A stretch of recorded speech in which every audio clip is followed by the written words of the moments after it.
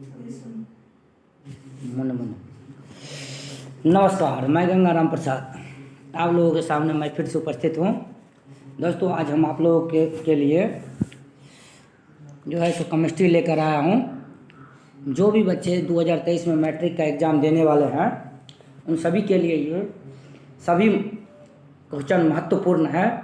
इसमें हम आप लोगों को केमिस्ट्री का जितना भी ऑब्जेक्टिव क्वेश्चन है सभी हम आप लोगों को बताएंगे और ये आप लोगों को ऑडियो के माध्यम से होगा। आप लोगों को सिर्फ यही करना है कि एक बार कम से कम डेली सुनते रहना है बराबर एग्ज़ाम तक, और आप लोगों को कम से कम समय में आप लोगों को पूरा का पूरा बुक याद हो जाएगा। धन्यवाद। हम चलते हैं दोस्तों क्वेश्चन पे, आप लोगों का समय नहीं बर्बाद करते हुए। तो दोस्तों, ये जो क्वेश्चन है 10वां का जो भी एग्ज़ाम 2023 में देने वाले हैं वार्षिक परीक्षा, उन सभी विद्यार्थियों के लिए है। तो दोस्तों, आप लोगों के सामने पहला चैप्टर है रासायनिक अभिक्रिया और समीकरण। दोस्तों, रासायनिक अभिक्रिया जो है क्या है, पहला क्वेश्चन आता है रासायनिक अभिक्रिया क्या है। कहता है दोस्तों, जब दो या दो से अधिक पदार्थ मिलकर एक नए गुण वाले पदार्थ का निर्माण करता है तो उसे क्या कहते हैं, रासायनिक अभिक्रिया कहते हैं। रासायनिक अभिक्रिया कहते हैं। दोस्तों, रासायनिक अभिक्रिया का मतलब होता है कि जब दो पदार्थ मिलता है तो एक नए पदार्थ का निर्माण करता है, लेकिन उसको पुराने गुण वाले पदार्थों में नहीं हम बदल सकते हैं। रासायनिक अभिक्रिया में क्या क्या परिवर्तन होता है, अवस्था में परिवर्तन होता है, रंग में परिवर्तन होता है, इसमें अवक्षेप बनता है।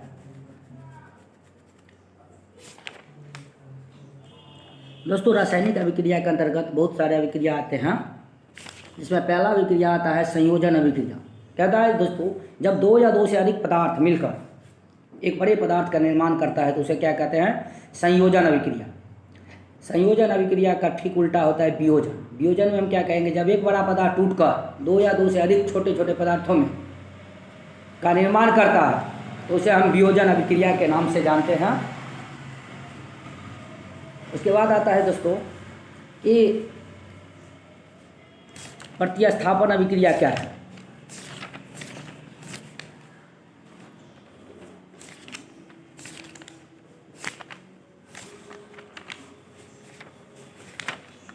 कहता है दोस्तों, जब कोई तत्व दूसरे तत्व को उसके यौगिक के विलयन से हटाकर उसका स्थान ग्रहण कर लेता है तो उसे विस्थापन या प्रतिस्थापन अभिक्रिया के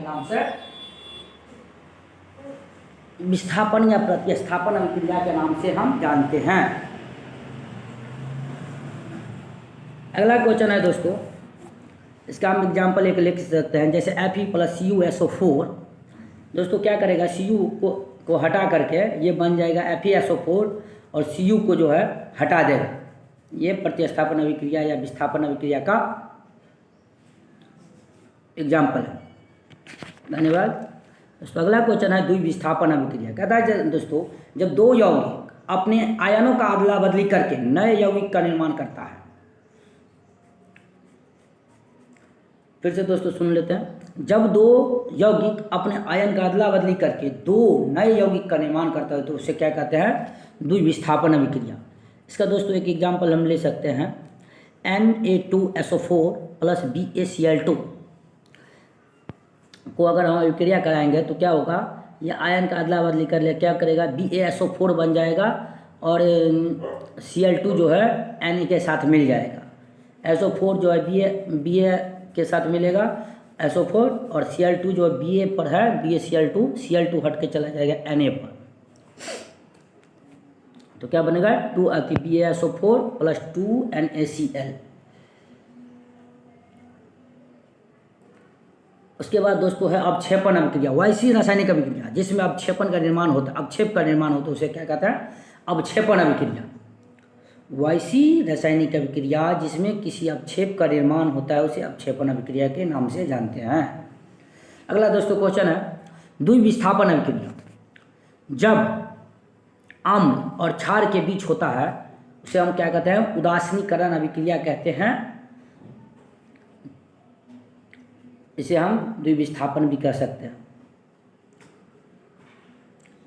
उसके बाद दोस्तों आता है ऑक्सीकरण। जब किसी पदार्थ में ऑक्सीजन में वृद्धि होता है और हाइड्रोजन में ह्रास होता है तो उसे क्या कहते हैं? अपचयन कहते हैं, सॉरी उपचयन कहते हैं या ऑक्सीकरण कहते हैं। सिंपल कह सकते हैं, जिसमें ऑक्सीजन में वृद्धि हो और हाइड्रोजन में कमी होता है तो उसे क्या कहते हैं? ऑक्सीकरण। ऑक्सीकरण का हिंदी नाम है उपचयन।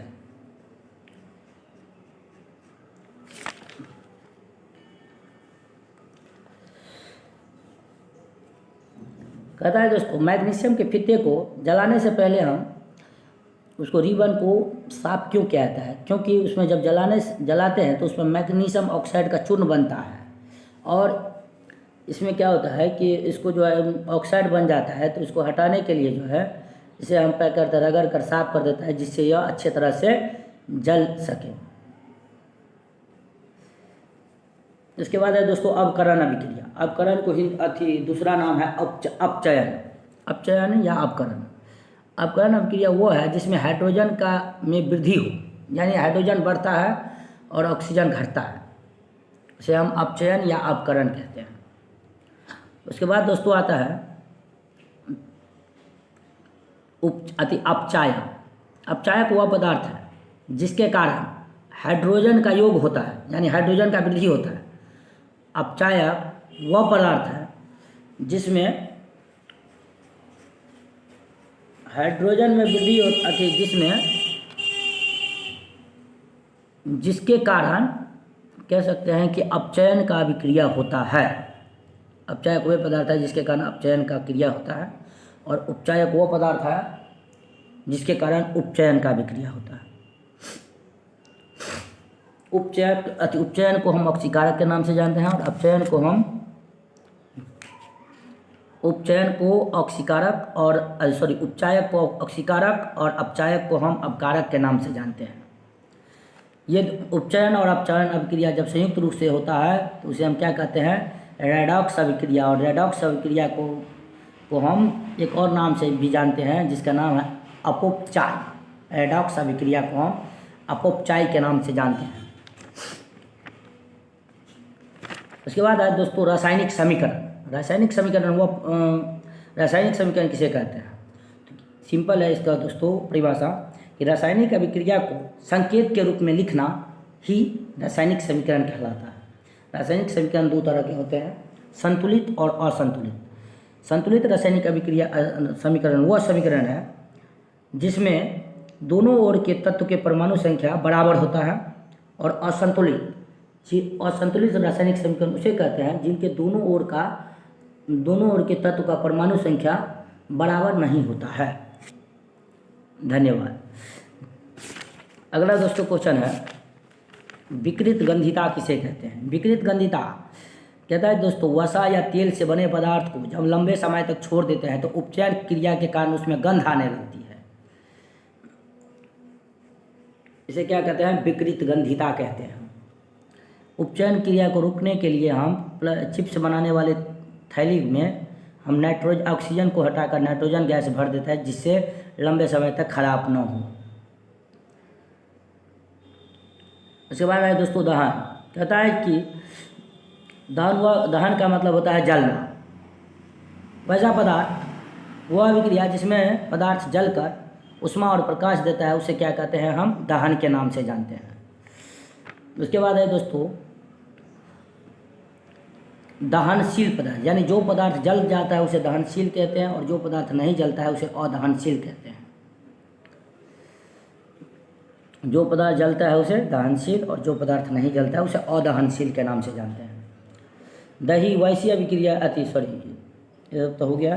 दहन करने के लिए तीन चीज़ का उपस्थिति होना जरूरी है। पहला दहनशील पदार्थ, यानी जो जलने वाला पदार्थ हो वो उपस्थित होना चाहिए। दूसरा ज्वलन ताप की प्राप्ति आवश्यक है। तीसरा दहन के लिए पोषक तत्व, दहन यानी जिसके कारण पदार्थ जलता है उस पदार्थ की उपस्थिति होना जरूरी है। यानी तो हम क्या कहेंगे? दहन के लिए आवश्यक सा पहला दहनशील पदार्थ की उपस्थिति, दहन के पोषक पदार्थ की उपस्थिति और ज्वलन ताप की प्राप्ति। उसके बाद है दोस्तों ज्वाला। ज्वाला के कितने क्षेत्र होते हैं? 4 क्षेत्र होते हैं, नीला, काला, दीप्त और अदीप्त।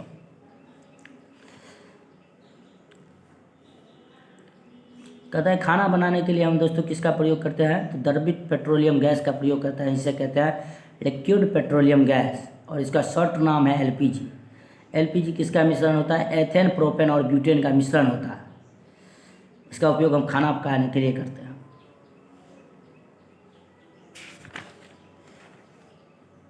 कहता है दोस्तों अगला क्वेश्चन है, जब लोहे की कील को कॉपर सल्फेट के विलयन में डुबो दिया जाता है तो उसका रंग क्यों बदल जाता है। सिंपल है दोस्तों, लोहे की कील को जब कॉपर सल्फेट के विलयन में के विलयन से जब कॉपर को विस्थापित कर देता है, यानी ये क्या करता है, कॉपर को हटा कर ये अपना स्थान ग्रहण कर लेता है और उसके इसी कारण से उसका रंग बदल जाता है।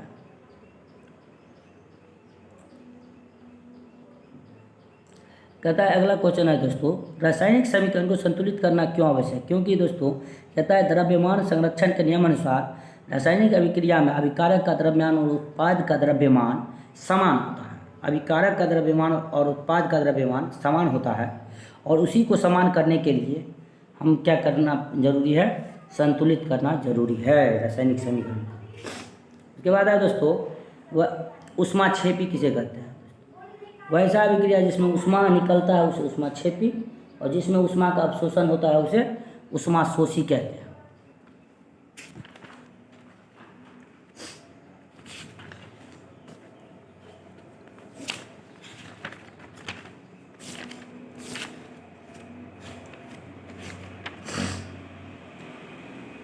इसमें दोस्तों एक क्वेश्चन और आता है कि अब ऑब्जेक्टिव में अब हम लोग देख लेते हैं कि क्या सब आ सकता है। इसका कहता है साग सब्जियों का विघटन होकर कंपोस्ट बनना क्या कहलाता है दोस्तों, ऊष्माक्षेपी है।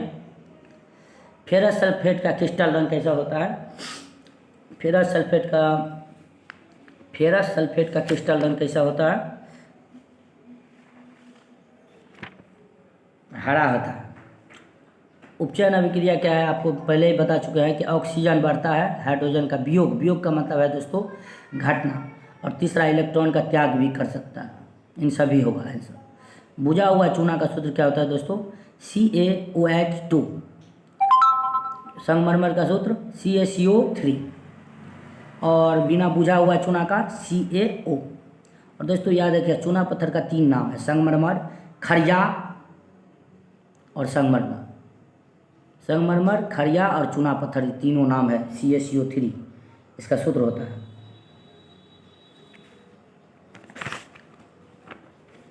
उसके बाद है दोस्तों रासायनिक अभिक्रिया में जो पदार्थ भाग लेता है उसे क्या कहते हैं, अभिकारक कहते हैं। और रासायनिक अभिक्रिया में बनने वाले पदार्थ को हम उत्पाद कहते हैं या प्रतिफल कहते हैं। रासायनिक अभिक्रिया में हम अभिकारक को बाएं ओर लिखते हैं और प्रतिफल को दाएं ओर लिखते हैं।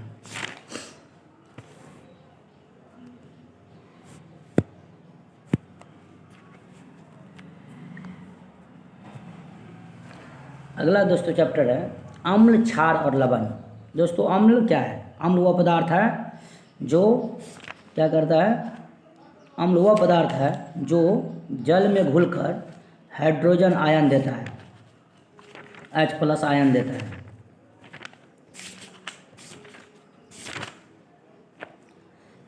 अम्ल वह पदार्थ है जो जल में घुलकर हाइड्रोजन आयन देता है, और क्षार वह पदार्थ, क्षार यानी भस्म, भस्म वह पदार्थ है जो जल में घुलकर हाइड्रा ऑक्साइड आयन देता है, यानी OH- देता है।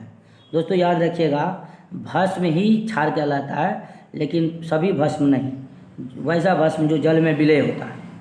तो दोस्तों पूछता है कि अम्ल क्षार में क्या अंतर है। अम्ल स्वाद में खट्टा होता है, क्षार खारा होता है यानी कड़वा होता है। अम्ल जो है नीले लिटमस को लाल करता है, बस इतना याद रखिएगा, जो लिटमस को लाल कर दे उसे अम्ल कहते हैं। और क्षार क्या करता है, लिटमस को नीला कर देता है। अम्ल जो है क्षारक को उदासीन कर देता है, और क्षार जो है सो अम्ल को उदासीन कर देता है। अम्ल का pH मान 7 से कम होता है, और क्षार का pH मान 7 से अधिक होता है, और उदासीन का pH मान 7 होता है।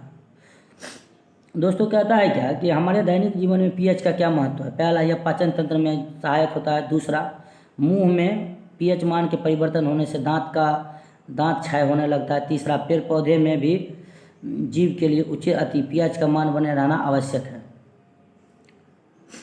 कहता है दोस्तों हमारे पेट में जो होता है हाइड्रोक्लोरिक अम्ल, उसका पीएच मान कितना होता है 1.6। कहता है दोस्तों ये बिना हानि पहुँचाए हमें भोजन को पेट में सड़ने से बचाता है। इसे कह सकते हैं दोस्तों हमारे पेट में पीएच मान का क्या रोल है। तो दोस्तों कहता है क्या कि पीएच मान इसका 1.4 होता है। जो हाइड्रोक्लोरिक अम्ल हमारे पेट में होता है वो क्या करता है कि हमारे पेट में जो मतलब भोजन हम खाते हैं वो भोजन को पचाने में सहायता करता है और यह सड़ने नहीं देता है।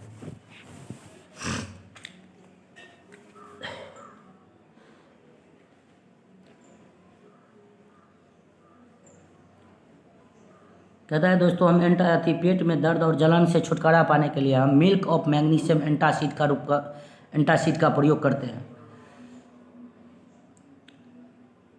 कहता है दोस्तों आमाशय में कुत्ते के आमाशय में अधिक सांद्रता वाला HCl बनता है, इसीलिए कुत्ते हड्डी को भी पचा देता है क्योंकि उसमें अम्ल की मात्रा ज़्यादा होता है, उनका अति सांद्रता ज़्यादा होता है। दांत के ऊपरी भाग को क्या कहते हैं दोस्तों इनामेल कहते हैं, या कैल्शियम फास्फेट का बना होता है। और जब इसका दांत का हमारे मुंह का पीएच मान 5.5 से कम होने लगता है तो दांत झड़ने लगता है या टूटने लगता है, या ये कह सकते हैं पैरिया जिसे कहते हैं, या दांत सड़ने लगता है। दोस्तों अगला है कि मेथेनोइक अम्ल, यानी कि मेथेनोइक अम्ल जो है दोस्तों जब हमें मधुमक्खी काटता है या बिरनी काटता है या लाल चींटी काटता है तो हमें जलन होता है। क्यों? क्योंकि उसमें उसके डंक में मेथेनोइक अम्ल पाया जाता है। और याद रखिएगा दोस्तों मेथेनोइक अम्ल का दूसरा नाम है फॉर्मिक अम्ल। मेथेनोइक अम्ल का दूसरा नाम है फॉर्मिक अम्ल। फॉर्मिक अम्ल जो है सो वो हमारे शरीर में छोड़ देता है, इसीलिए जलन पैदा होता है। इससे बचने के लिए हम क्या कर सकते हैं, डाक के पौधे का पत्ता रगड़ने से ये इसका जलन कम हो जाता है, या बेकिंग सोडा जैसे टूथपेस्ट सब जो होता है वो अगर लगा दे, लाल चींटी बिरनी या मधुमक्खी जब काटता है तो हमें क्या होता है जलन से आराम होता है। सिरका में दोस्तों कौन सा अम्ल पाया जाता है, एसिटिक अम्ल। संतरा में पाया जाता है साइट्रिक अम्ल। इमली में पाया जाता है टार्टरिक अम्ल। टमाटर में पाया जाता है ऑक्जेलिक अम्ल। और चींटी के डंक में पाया जाता है मेथेनोइक अम्ल।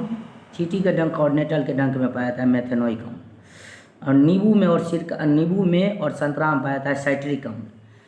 टमाटर में और अमरूद के पत्ता में पाया जाता है ऑक्जेलिक अम्ल। मक्खन में पाया जाता है ब्यूटरिक अम्ल।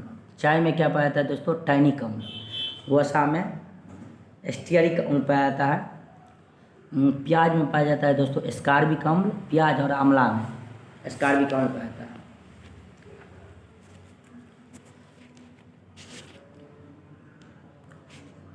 उसके बाद है दोस्तों नमक का रासायनिक नाम होता है सोडियम क्लोराइड, जिसका सूत्र होता है NaCl। कहता है दोस्तों साधारण नमक में हम मैग्नीशियम क्लोराइड की अशुद्धि उपस्थित रहता है और यह नमी को सोख लेता है। साधारण नमक में KI मिला करके क्या कहता है नमक को हम आयोडीन युक्त नमक बनाते हैं। और दोस्तों आयोडीन नमक खाने से हमें घेघा रोग और ग्वाइटर रोग से बचने में मदद होता है। दोस्तों ये पूछ सकता है कि आयोडीन और घेघा रोग से बचने के लिए हमें कौन सा नमक क्या चीज़ करना चाहिए, तो आयोडीन नमक खाना चाहिए, यह आयोडीन की कमी से होता है। अगला दोस्तों क्वेश्चन है, अगला है व्यंजक चूर्ण। व्यंजक चूर्ण क्या है? व्यंजक चूर्ण दोस्तों यह एक तरह का जो है ना चूर्ण होता है जिसका हम में मदद करते हैं। ये पानी में कीटनाशक को साफ करने के लिए क्या आता है, इसका रासायनिक नाम होता है कैल्शियम ऑक्सीक्लोराइड और इसका सूत्र होता है CaOCl2। यह एक प्रकार का चूर्ण होता है। व्यंजक चूर्ण को बनाने का विधि जो होता है दोस्तों कहता है कि ठोस बुझे हुए चूने को 40 डिग्री सेल्सियस पर अगर क्लोरीन डाल दें, बुझे चूने को में 40 डिग्री सेल्सियस पर क्लोरीन डालने से व्यंजक चूर्ण बनता है। और इसमें याद रखिएगा दोस्तों जल मुक्त होता है और इसमें क्लोरीन का गंध आता है दोस्तों व्यंजक चूर्ण। व्यंजक चूर्ण ये प्रकार का अस्थायी चूर्ण है जिसमें क्लोरीन की गंध होती है। दूसरा, इसे खुला छोड़ देने पर इसमें कार्बन डाइऑक्साइड निकलता है, क्लोरीन बाहर निकल जाता है। तीसरा, यह अम्ल के साथ अभिक्रिया करने से क्लोरीन गैस बनाता है। व्यंजक चूर्ण का उपयोग हम दोस्तों कीटनाशक के रूप में जल को शुद्ध करने के लिए किया जाता है। दूसरा क्लोरोफॉर्म के रूप में करते हैं। तीसरा कागज़ फैक्ट्री में लकड़ी के मज्जा में करते हैं। और चौथा लॉन्ड्री के व्यंजन में किया जाता है। अगला क्वेश्चन है दोस्तों बेकिंग सोडा टॉपिक है। बेकिंग सोडा का रासायनिक नाम है सोडियम बाइकार्बोनेट या इसे दोस्तों सोडियम हाइड्रोजन कार्बोनेट भी कहते हैं। ये दोनों में से ऑप्शन जो भी रहे उसे मार देंगे ऑप्शन। इसका सूत्र होता है NaHCO3। इसे जो है अमोनिया सोडा विधि द्वारा तैयार किया जाता है।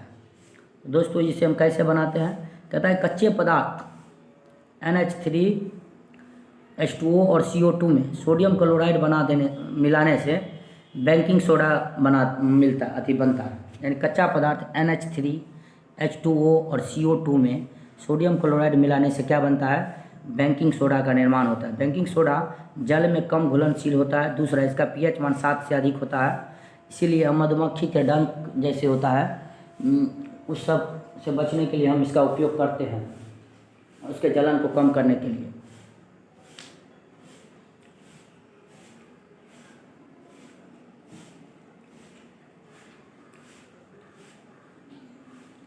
करते हैं।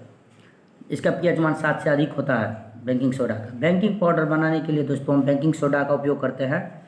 बेकिंग सोडा में हम टार्टरिक अम्ल मिला करके टार्टरिक अम्ल और हाइड्रोजन टार्टरेट का एक मिश्रण होता है बेकिंग पाउडर। इसका उपयोग जो है हम डबल रोटी केक बनाने में करते हैं।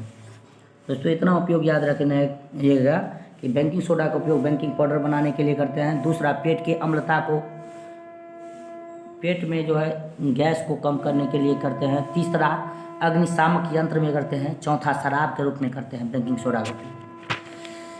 अगला दोस्तों है धोने वाला सोडा। धोने वाला सोडा का दोस्तों नाम है सोडियम कार्बोनेट डेकाहाइड्रेट। अगला टॉपिक है दोस्तों धोने का सोडा। धोने का सोडा का नाम है सोडियम कार्बोनेट डेकाहाइड्रेट।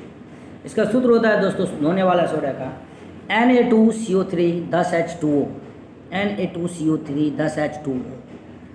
दोस्तों कहता है धोने वाला सोडा को हम बनाते कैसे हैं, तो दोस्तों बेकिंग सोडा को जब गर्म करते हैं तो सोडियम कार्बोनेट पैदा होता है और सोडियम कार्बोनेट को जल के क्रिस्टलीकृत करने पर धोवन सोडा बनता है। फिर से सुन लीजिए, बेकिंग सोडा को गर्म करने पर सोडियम कार्बोनेट बनता है और सोडियम कार्बोनेट को जल से क्रिस्टलीकृत करके धोवन सोडा प्राप्त करते हैं। धोने वाला सोडा का उपयोग दोस्तों कहाँ किया जाता है, जल के अस्थायी कठोरता को हटाकर मृदु बनाने में किया जाता है। दूसरा घर के साफ सफाई में करते हैं। तीसरा कागज, साबुन और कांच के उद्योग में किया जाता है। तीसरा पेट्रोलियम को शुद्ध करने के लिए किया जाता है। चौथा है घरेलू कार्यों में शोधन अभिकर्मक के रूप में करते हैं दोस्तों। अगला है दोस्तों topic plaster of Paris. Plaster of Paris दोस्तों क्या होता है, प्लास्टर ऑफ पेरिस का ये जो है ना, ये बनता है कैल्शियम सल्फेट अर्ध हाइड्रेट हाइड्रेट इसका नाम है। इसका सूत्र होता है CaSO4 1/2H2O। इसको दोस्तों कैल्शियम अर्ध जलयोजित कैल्शियम सल्फेट भी कहते हैं। प्लास्टर ऑफ पेरिस को दोस्तों संक्षेप में POP के नाम से जानते हैं, जो घर में करते हैं। कहता है दोस्तों प्लास्टर ऑफ पेरिस बनाने के लिए हम जिप्सम को 100 डिग्री सेल्सियस पर जब गर्म करते हैं तो जल का 1/2 जल अणु को त्याग करके प्लास्टर ऑफ पेरिस बनता है। प्लास्टर ऑफ पेरिस का फॉर्मूला होता है CaSO4 1/2H2O। इसका उपयोग हम दोस्तों हड्डी टूटी फूटी हड्डियों का मरम्मत करने के रूप में करते हैं। दूसरा खिड़की दरवाजा के छिद्र को बंद करने के लिए क्या आता है। चौथा खिलौना सजावट और मूर्ति के साँच बनाने में क्या आता है। दीवार को चिकना करने में क्या आता है।